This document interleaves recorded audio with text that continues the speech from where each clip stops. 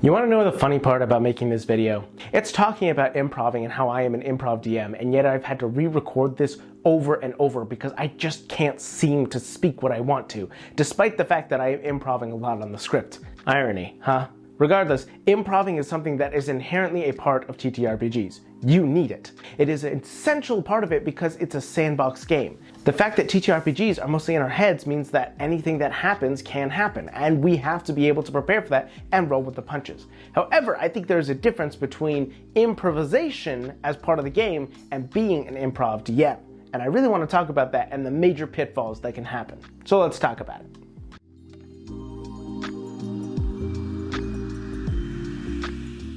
Here's what I mean when I'm talking about the difficulties of being an improv DM. First of all, I am an improv DM. I improv about maybe 75% of my games and have 25% of it prepped, which I do believe is a lot more improv than most DMs are comfortable with. Now let me make it clear at the very start of this, it is okay to be a DM who tries to prep everything. If that's what makes you comfortable, totally okay and not an issue. In fact, Ginny D recently did a video discussing that, and I would very much recommend you go watch it. It's a great time. But what I'm talking about is my DMing style, which is very much improv.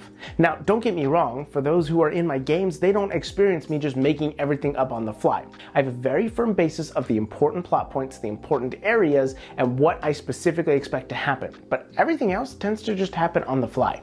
And it's not because I just refuse to prep. One, I'm very busy. I do work 2 full-time jobs as well as trying to maintain my house and my dog, so it gets to be a lot. But mainly it's because when I try and sit and write and prep things, they just don't come across with the genuine nature of excitement that I feel when I sit down and just make it up on the fly. And 2, there's a lot more flexibility with improv.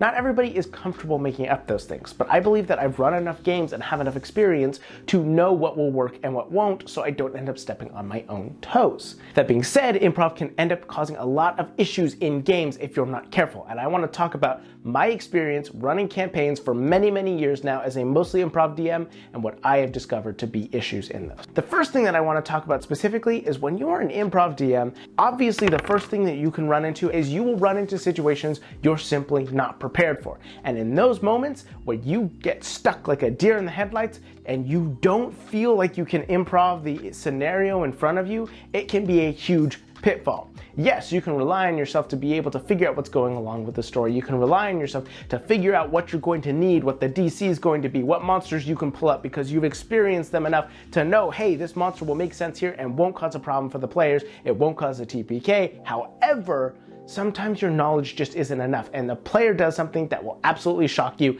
and you freeze. Analysis paralysis, you have no clue how to handle that situation. And that is the #1 problem with improv DMing, is a situation you could have never seen coming and you do not feel prepared to handle in the moment. It's something that I've had happen a lot to me. In fact, I've told this story before on my channel where I had 2 of my players end up assassinating a huge villain in 1 single round. And I've had so many people before step forward and say, you should have just changed the BBG stat block. But here's what happened in that moment. I had no clue what to do. I was absolutely baffled. And yet I just decided to roll with it. And if you are trying to improvise in a campaign, rolling with it and seeing what happens is the way to handle that. I guarantee it. Because what ends up happening is the players are enjoying what they're doing. Obviously, they're taking the actions they want to see succeed. And you just have to figure out how to make it exciting a little bit later down the line. They killed the bad guy, they didn't get to have the big fight with him, but they were excited for the chance to be able to circumvent him. And so I just rolled with it and figured out how it was going to be an impactful fight later. The Lich ended up getting resurrected, they had to fight a dragon, they had to fight a Lich. It ended up being so much more exciting because I built off of what the players did. However, that still did not remove the fact that in that moment I felt absolutely paralyzed. And you have to be prepared for that sort of thing because it will occur. And that's when I recommend that 25% of prep that you do is something that is there to add a basis for when things go off the rails. Like I said, I improv 25%, essentially meaning I know what important key players are in the world, I know what important key places there are in the world, and I know the important story beats I want to happen. But the specifics, I have run enough games to be able to pull things out of thin air, to know what monsters are in the monster manual, to know know what DCs would make sense for this situation, and to know how to improv an NPC to bring forward that will entertain the party. And those are the things that I specifically focus in on. But despite all of that, I will always have those moments where it is a deer in the headlights moment, and that is just one of the largest issues of improv DMing. The second largest issue that I found with improv DMing comes down to coherency in the narrative. When you're improving things, it means that things aren't planned out quite as well, and that should be pretty obvious. But coherency in the narrative is very important when it comes to the emotional conclusion of a narrative. If you don't have an emotional through line, a consistent story, a consistent theme, when the huge climax happens, a lot of the times it doesn't hit as hard because there's no tying together of everything. There's no neat little bow that brings it all together and makes you feel like you really experienced what you wanted to experience. Take it like this. If you have a player whose main emotional through line for their character is trying to overcome trauma, and they go through this campaign and they're trying to figure that out, but the end boss, the end conclusion to their arc doesn't really have anything to do with that trauma because you're improving it, and so they end up fighting a boss who's not really relevant to the story and didn't have anything to do with them. Then what does that do? It creates less than exciting conclusions. It creates a very flat ending. And when improving, it's very easy to do this because you don't have the ability of looking back and making sure everything makes sense. Now, not all DMs do this, and I totally understand that, but I think it is a powerful narrative tool that we do have if we want to use that. And I think that it is a very good tool to use, one that most DMs, if not all, could really benefit from learning to use. And so when you try and improv, it's not impossible to use this, but it becomes much harder and it must become much more focused in your head. And that's where that 25% of the planning that I do goes into. Making sure that those moments will happen and looking out for those story beats and making sure that the important enemies they fight do have a consistent narrative through line, because the narrative coherency can mean a lot in getting that investment into your table. But it can be so easy to accidentally kind of trip over yourself, trying to plan things or throw things in there, or realizing suddenly, oh, I could add this enemy in because I think this would be really good mechanically right now, but you don't have the ability of taking a step back outside of a session and really looking at it and figuring out how well it will fit into the story.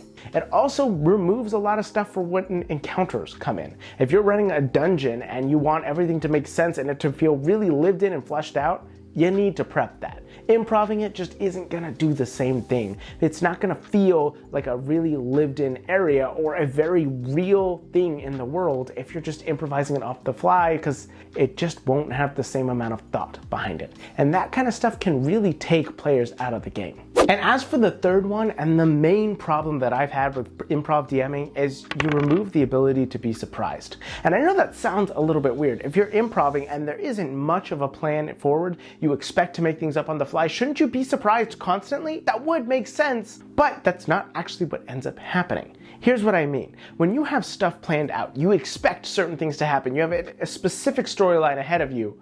When the players do something to circumvent that, it is shocking. It is surprising. It brings this sense of amazing wonderment for D&D because, whoa, I never expected that to happen, and that's why we play tabletop RPGs. But when I'm improving things, there's always the sense of rolling with things. And so if a player says, I'm gonna do this, I'm already looking for all the options, and I'll say, yeah, sure, you can absolutely do that, and let me figure that out. I'm already in such a flexible space that it does somewhat remove the ability to be surprised as a DM. And I know there are a lot of DMs out there who are very anxious or very planned, and they don't want to be surprised. They want to have everything set. But for me, the ability to be surprised as a DM is why I DM. I want my players to engage with the world, to do things I never would have expected, to blow my mind, because that's one of the most fun things. But when that can't happen, and it doesn't happen a lot of the times when I'm improving, it does bring a little bit of that joy away. And that is the number one reason I would recommend planning more of your campaign than improving.